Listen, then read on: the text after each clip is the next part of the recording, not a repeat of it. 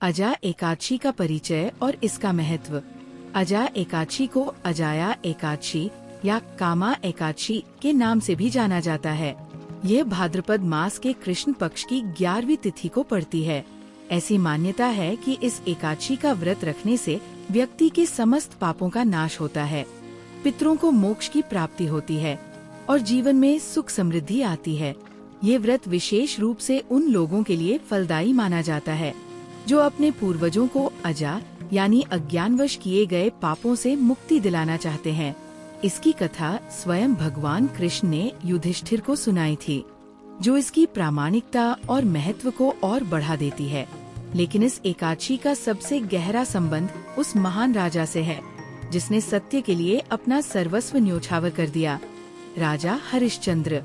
उनकी कहानी केवल एक गाथा नहीं, बल्कि धर्म, धैर्य और दृढ़ संकल्प का एक जीता जागता उदाहरण है। राजा हरिश्चंद्र की अमर कथा सत्यनिष्ठा की एक अद्वितीय परीक्षा। पौराणिक कथाओं के अनुसार त्रेता युग में सूर्य वंश में एक परम प्रतापी, धर्मात्मा और सत्यवादी राजा हुए, जिनका नाम था हरिश्चंद्र। वे अयोध्या के सम्राट थे और अपनी प्रजा के प्रति असीम प्रेम, न्यायप्रियता और दानवीरता के लिए विख्यात थे। उनके राज्य में कोई दुखी या भूखा नहीं था। उनकी पत्नी का नाम तारामती, कुछ ग्रंथों में शैव्या, और पुत्र का नाम रोहित अश्व या रोहिताश्व था। राजा हरिश्चंद्र ने अपने जीवन में कभी झूठ नहीं बोला था और उन्होंने अपनी प्रतिज्ञा को प्राणों से भी अधिक महत्व दिया। उनकी सत्यनिष्ठा की कीर्ति तीनों लोकों में फैली हुई थी। 1. विश्वामित्र का संकल्प और दिव्य परीक्षा की शुरुआत। एक बार की बात है, महर्षि विश्वामित्र, जो अपने कठोर तप और क्रोधी स्वभाव के लिए जाने जाते थे, ध्यान में लीन थे। उनके ध्यान में कुछ बाधा उत्पन्न हुई, जिस कारण वे क्रोधित हो उठे।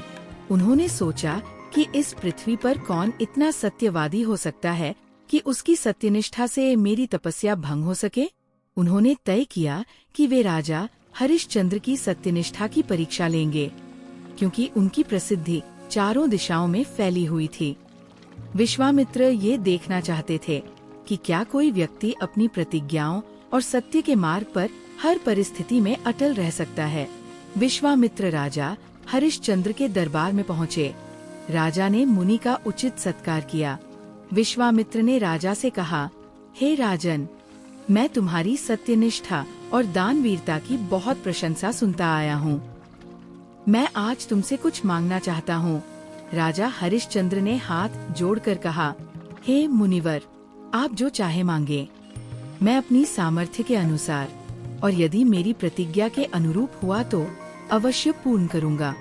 विश्वामित्र मुस्कुराए और बोले, राजन, मुझे एक विशाल दक्षिणा की आवश्यकता है।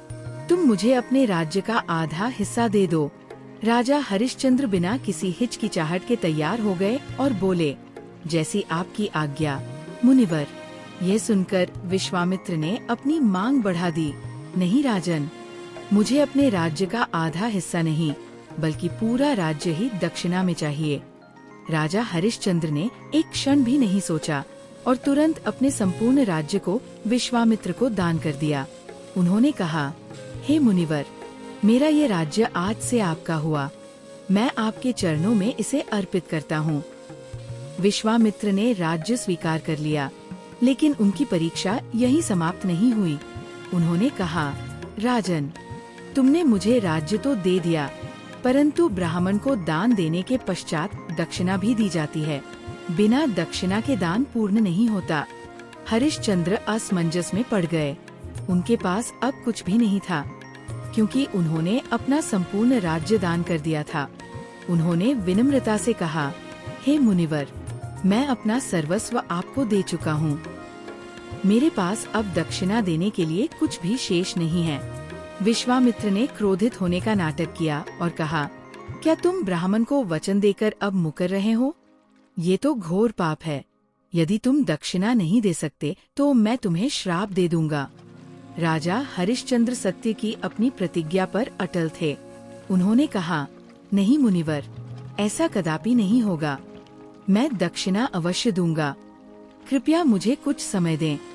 विश्वामित्र ने उन्हें 1 महीने का समय देते हुए कहा कि यदि वे 1 माह में दक्षिणा नहीं दे पाए तो उन्हें घोर पाप लगेगा।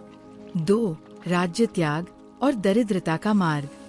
हरिश्चंद्र ने अपनी पत्नी तारामती और पुत्र रोहिताश्व के साथ राजसी वस्त्र त्याग दिए और साधारण वेश में राज्य से बाहर निकल पड़े। प्रजा अपने प्रिय राजा की ये दशा देखकर अत्यंत दुखी हुई और उनके साथ चलने को तैयार हो गई। परंतु राजा हरिश्चंद्र ने उन्हें रोकते हुए कहा कि वे अब इस राज्य के राजा नहीं हैं और उन्हें अपने नए राजा विश्वामित्र के प्रति वफादार रहना चाहिए।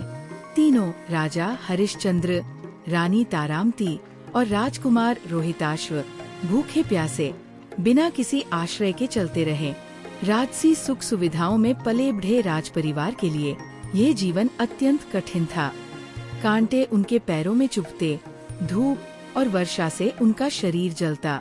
वे अनेक कष्ट सहते हुए अंततः काशी वाराणसी पहुँचे। काशी को भगवान शिव का धाम माना जाता है और यह किसी भी राजा के अधीन नहीं था, अर्थात वहाँ कोई भी स्वतंत्र रूप से रह सकता था। हरिश्चंद्र को लगा कि शायद यहाँ उन्हें कोई काम मिल जाएगा जिससे वे विश्वामित्र की दक्षिणा चुका सकें। लेकिन विश्वामित्र ने अपनी माया से ऐसी परिस्थितियाँ उत्पन्न कर दी कि किसी ने भी उन्हें काम नहीं दिया। कोई उन्हें जानता नहीं था और जो जानते थे वे विश्वामित्र के भय से उन्हें आश्रय या काम देने से कतराते थे। 3. परिवार का विक्रय और सर्वस्व त्याग। एक दिन जब वे भूख और प्यास से व्याकुल थे और दक्षिणा चुकाने की अवधि भी समाप्त होने वाली थी, राजा हरिश्चंद्र ने एक अत्यंत कठिन निर्णय लिया। उन्होंने अपनी पत्नी तारामती से कहा, प्रिय, अब हमारे पास कोई मार्ग नहीं है। मैं विश्वामित्र की दक्षिणा चुकाने में असमर्थ हूँ और यह मेरे सत्य के मार्ग को भंग करेगा। मेरे पास अब एक ही उपाय है, हमें स्वयं को बेचना होगा। तारामती ये सुनकर स्तब्ध रह गईं, परंतु उन्होंने अपने पति के सत्य के प्रति समर्पण को समझा। राजपुत्र रोहिताश्व भी भूख से बिलख रहा था। अंततः एक बाजार में राजा हरिश्चंद्र ने अपनी पत्नी तारामती और पुत्र रोहिताश्व को बेचने का प्रस्ताव रखा। वहाँ एक ब्राह्मण आया और उसने तारामती तथा रोहिताश्व को अपनी दासी और सेवक के रूप में खरीद लिया। उस ब्राह्मण का नाम कालकंठ था। तारामती और रोहिताश्व को बेचकर जो धन मिला वह अत्यंत कम था और उससे विश्वामित्र की पूरी दक्षिणा चुकाई नहीं जा सकती थी। राजा हरिश्चंद्र अब अकेले रह गए थे। उनके मन में असीम पीड़ा थी, लेकिन सत्य के मार्ग से वे जरा भी विचलित नहीं हुए। उन्होंने स्वयं को बेचने का निर्णय लिया। वहाँ एक चांडाल आया जिसका नाम वीरबाहु, कुछ ग्रंथों में कालुष राजा था, और उसने हरिश्चंद्र को खरीद लिया।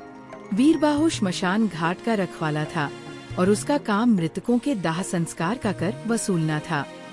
हरिश्चंद्र को दास के रूप में श्मशान घाट पर काम करना पड़ा। उनका काम था प्रत्येक शव के दाह संस्कार से पहले उस पर लगने वाला कर वसूलना। यदि कोई कर नहीं दे पाता तो वे दाह संस्कार की अनुमति नहीं देते थे। राजा हरिश्चंद्र, जो कभी अयोध्या के सम्राट थे, अब एक चांडाल के दास बन गए थे और मृत शरीरों का दाह संस्कार करवाने का काम करते थे। उनके शरीर पर धूल मिट्टी और चिता की राख लगी रहती थी।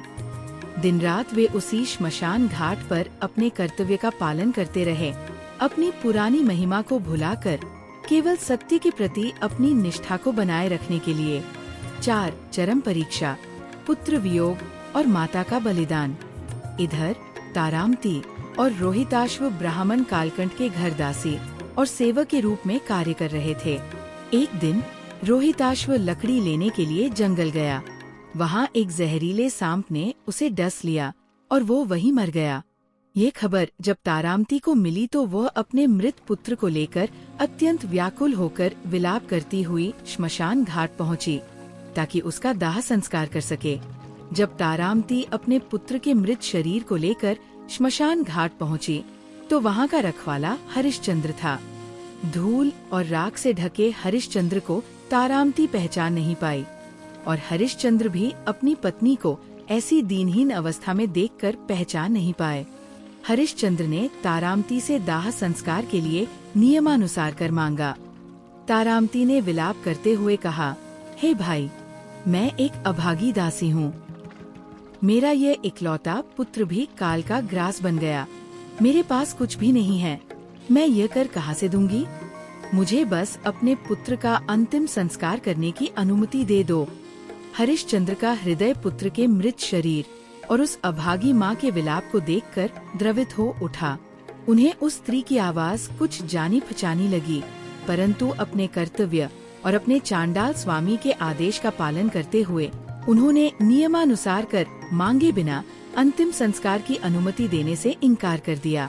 उन्होंने कहा, देवी, मैं लाचार हूँ। ये मेरे स्वामी का आदेश है कि बिना करके कोई भी दाह संस्कार नहीं कर सकता। यदि आपके पास देने के लिए कुछ नहीं है तो आप अपने वस्त्र का एक फटा हुआ टुकड़ा ही दे दें, जिसे मैं कर के रूप में प्रस्तुत कर सकूं। तारामती ने अपने पुत्र के मृत शरीर को गोद में रखकर अपने आंचल का एक टुकड़ा फाड़ा। जैसे ही उसने आंचल फाड़ा, उस अंधेरे श्मशान भूमि में एक बिजली सी कौंधी और हरिश्चंद्र के मन में एक बात स्पष्ट हो गई। उन्होंने उस स्त्री के माथे पर एक राग चिन्ह देखा, जो केवल उनकी पत्नी तारामती के ही माथे पर था। उस पल हरिश्चंद्र समझ गए कि यह उनकी ही पत्नी तारामती है और यह मृत बालक उनका ही पुत्र रोहिताश्व है। ये सत्य जानते ही हरिश्चंद्र को असीम पीड़ा हुई। उनका पुत्र मरा पड़ा था, उनकी पत्नी दीनहीन अवस्था में खड़ी थी और वे स्वयं एक चांडाल के दास के रूप में उनसे कर मांग रहे थे। यह उनके लिए सबसे बड़ी अग्नि परीक्षा थी। उनका धैर्य डोलने लगा। उनके मन में आया कि ये सब छोड़ दें और राजसी जीवन में लौट जाएं। परंतु तभी उन्हें अपनी सत्यनिष्ठा की प्रतिज्ञा याद आई। उन्होंने सोचा, मैंने सत्य का मार्ग नहीं छोड़ा है तो क्या हुआ यदि मेरे प्राण भी चले जाएं? उन्होंने अपने कर्तव्य को सर्वोपरि रखा और अपनी पत्नी तारामती से कहा, देवी, मुझे क्षमा करें, परंतु मैं अपने कर्तव्य से विमुख नहीं हो सकता। तुम इस वस्त्र के टुकड़े को कर के रूप में दे दो, तभी मैं दाह संस्कार की अनुमति दूंगा। तारामती ने अपने मृत पुत्र के लिए आंचल का वह टुकड़ा हरिश्चंद्र को दिया। यह दृश्य देखकर देवता भी विचलित हो उठे। 5. अजा एकादशी का महत्व और दिव्य हस्तक्षेप। जब राजा हरिश्चंद्र अपनी इस कठोर परीक्षा के चरम पर थे, तब एक ऋषि उनके पास आए। कुछ कथाओं में ये ऋषि गौतम थे, अन्य में नारद। उन्होंने हरिश्चंद्र को ऐसी दयनीय अवस्था में देखा और उनके प्रति करुणा से भर उठे। उन्होंने हरिश्चंद्र से पूछा, हे राजन, तुम कौन हो और तुम्हारी ये दशा कैसे हुई? राजा हरिश्चंद्र ने अपनी संपूर्ण कथा सुनाई। कैसे उन्होंने अपना राज्य दान किया, दक्षिणा के लिए स्वयं को बेचा और कैसे उनके पुत्र की मृत्यु हो गई। ऋषि ने उनकी सत्यनिष्ठा और धैर्य की सराहना की। तब ऋषि ने उन्हें अजा एकादशी के महत्व के बारे में बताया। उन्होंने कहा, हे राजन, भाद्रपद मास के कृष्ण पक्ष में आने वाली एकादशी को अजा एकादशी कहते हैं। ये एकादशी समस्त पापों का नाश करने वाली और पितरों को मोक्ष प्रदान करने वाली है। यदि तुम पूरी श्रद्धा और निष्ठा के साथ इस व्रत को करो तो तुम्हारे समस्त कष्ट दूर होंगे, तुम्हारे पितर मुक्त होंगे और तुम्हें अपने खोए हुए वैभव की पुनः प्राप्ति होगी। राजा हरिश्चंद्र ने ऋषि की बात पर पूर्ण विश्वास किया। चूँकि वे श्मशान भूमि में थे और उनके पास कोई साधन नहीं था, उन्होंने मानसिक रूप से ही अजा एकादशी का व्रत करने का संकल्प लिया।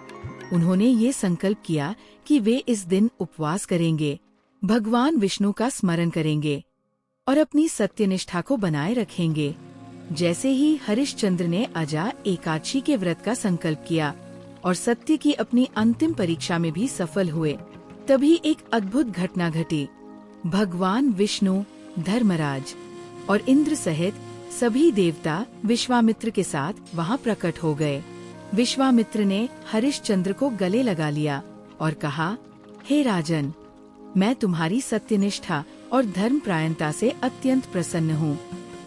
तुमने अपनी प्रतिज्ञा को निभाने के लिए अपना सर्वस्व न्योछावर कर दिया, अपनी पत्नी और पुत्र को भी विक्रय कर दिया और स्वयं दास बन गए। परंतु तुमने कभी सत्य का मार्ग नहीं छोड़ा। तुम धन्य हो, तुम्हारी सत्यनिष्ठा अद्वितीय है। ये सब एक दिव्य नाटक था जो विश्वामित्र ने हरिश्चंद्र की परीक्षा लेने के लिए रचा था। विश्वामित्र ने हरिश्चंद्र से कहा, ये तुम्हारा पुत्र रोहित अश्व मरा नहीं है, ये केवल मेरी माया थी। इतना कहते ही रोहित अश्व जीवित हो उठा और उठकर अपनी माँ की गोद में आ गया। तारामती और हरिश्चंद्र अपने पुत्र को जीवित देखकर भाव विभोर हो गए। विश्वामित्र ने हरिश्चंद्र को उनका सारा राज्य वापस कर दिया, बल्कि उसे और भी अधिक समृद्ध बनाया। उन्होंने हरिश्चंद्र को आशीर्वाद दिया कि उनका नाम युगों युगों तक सत्य और धर्म के प्रतीक के रूप में अमर रहेगा। राजा हरिश्चंद्र अपनी पत्नी तारामती और पुत्र रोहित अश्व के साथ फिर से अयोध्या के सिंहासन पर विराजित हुए और उन्होंने अपने राज्य का न्यायपूर्वक शासन किया। अंतकाल में वे अपने संपूर्ण परिवार सहित सीधे स्वर्ग लोक को प्राप्त हुए। अजा एकादशी व्रत का विधान और फल। राजा हरिश्चंद्र की कथा हमें सिखाती है कि अजा एकादशी का व्रत करने से व्यक्ति को अपने पूर्व जन्म के पापों और इस जन्म के कष्टों से मुक्ति मिलती है। जो व्यक्ति इस व्रत को सच्ची श्रद्धा और निष्ठा से करता है, उसे अपने पितरों को भी मोक्ष दिलाने का अवसर मिलता है। व्रत का विधान। दशमी की रात्रि, व्रत के एक दिन पूर्व यानी दशमी तिथि को सात्विक भोजन करना चाहिए और ब्रह्मचर्य का पालन करना चाहिए। रात में हल्का भोजन करें। एकादशी का दिन, सुबह सूर्योदय से पहले उठकर स्नान करें और स्वच्छ वस्त्र धारण करें। भगवान विष्णु का स्मरण करें और व्रत का संकल्प लें।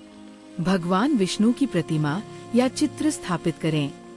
उन्हें गंगाजल, तुलसी दल, पीले फूल, फल, धूप, दीप, चंदन आदि अर्पित करें। विष्णु सहस्रनाम या नमो भगवते वासुदेवाय मंत्र का जाप करें। अजा एकादशी की कथा का श्रवण या पाठ करें। दिन भर उपवास करें। सामर्थ्य अनुसार निर्जला व्रत, बिना जल के, फलाहारी व्रत, फल और जल पर आधारित या एक समय सात्विक भोजन, आलू, दूध, दही, फल आदि कर सकते हैं। अन्न, दाल, चावल, प्याज, लहसुन का सेवन वर्जित है। गरीबों और जरूरतमंदों को अपनी सामर्थ्य के अनुसार दान दें। रात्रि में जागरण करें और भगवान विष्णु के भजन कीर्तन करें। द्वादशी को पारण। अगले दिन द्वादशी तिथि, सूर्योदय के बाद और हरिवासर समाप्त होने से पहले व्रत का पारण करें। किसी ब्राह्मण को भोजन कराएं या दान दें। सात्विक भोजन ग्रहण कर व्रत का समापन करें। व्रत के फल। पापों का नाश। ये व्रत समस्त ज्ञात और अज्ञात पापों का नाश करता है। पितरों को मोक्ष। इस व्रत के प्रभाव से पितरों को मोक्ष की प्राप्ति होती है और वे सीधे वैकुंठ धाम जाते हैं। यही कारण है कि इसे अजा यानी अज्ञानवश किए गए पापों से मुक्ति दिलाने वाली एकादशी कहा जाता है। भौतिक सुख समृद्धि।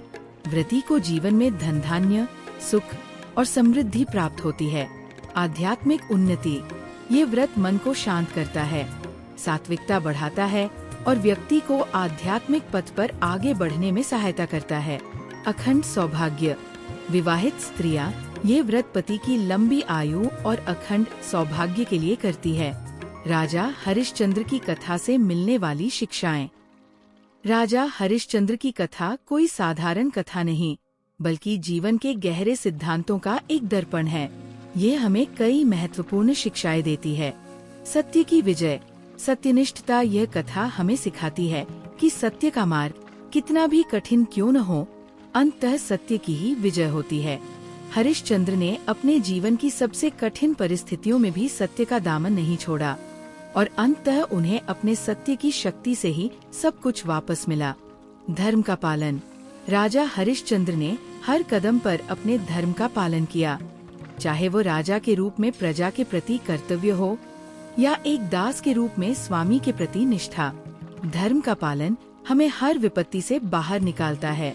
धैर्य और दृढ़ संकल्प। हरिश्चंद्र ने असहनीय कष्ट सहे, लेकिन उन्होंने कभी धैर्य नहीं खोया और अपने संकल्प से विचलित नहीं हुए। ये हमें सिखाता है कि जीवन की चुनौतियों का सामना धैर्य और दृढ़ता से करना चाहिए। त्याग और निस्वार्थता। हरिश्चंद्र ने अपने राज्य, परिवार और स्वयं का भी त्याग कर दिया, केवल अपनी प्रतिज्ञा को पूरा करने के लिए। ये निस्वार्थता की पराकाष्ठा है और हमें सिखाती है कि बड़े लक्ष्यों की प्राप्ति के लिए हमें त्याग करने पड़ सकते हैं। दैवीय न्याय और कृपा। ये कथा दर्शाती है कि जब व्यक्ति पूरी ईमानदारी और निष्ठा से अपने कर्तव्यों का पालन करता है तो दैवीय शक्तियाँ उसकी सहायता के लिए आती है। भगवान विष्णु ने स्वयं हरिश्चंद्र की परीक्षा के अंत में उन्हें दर्शन दिए और उनके कष्ट दूर किए। संकट में भी आशा, चाहे परिस्थितियाँ कितनी भी प्रतिकूल यूं न हो, हमें कभी आशा नहीं छोड़नी चाहिए। हरिश्चंद्र ने अजा एकादशी के व्रत का संकल्प लेकर आशा की एक नई किरण जगाई और उन्हें मुक्ति मिली। कर्म का महत्व। हरिश्चंद्र ने अपने कर्मों से ये सिद्ध किया कि किसी व्यक्ति का महत्व उसके पद या धन से नहीं, बल्कि उसके चरित्र और कर्मों से होता है। एक राजा होने के बावजूद उन्होंने चांडाल का काम पूरी निष्ठा से किया। निष्कर्ष। अजा एकादशी और राजा हरिश्चंद्र की पवित्र कथा भारतीय संस्कृति और आध्यात्मिकता का एक अमूल्य हिस्सा है। यह हमें सिर्फ एक व्रत के महत्व के बारे में ही नहीं बताती, बल्कि जीवन के उन शाश्वत मूल्यों को भी सिखाती है जो हर युग और हर परिस्थिति में प्रासंगिक रहते हैं। ये कथा हमें याद दिलाती है कि सत्य, धर्म, धैर्य और अटूट विश्वास ही वो कुंजी है जो हमें जीवन की हर कठिनाई से पार उतार सकती है और अंततः हमें मोक्ष व परम सुख की ओर ले जा सकती है।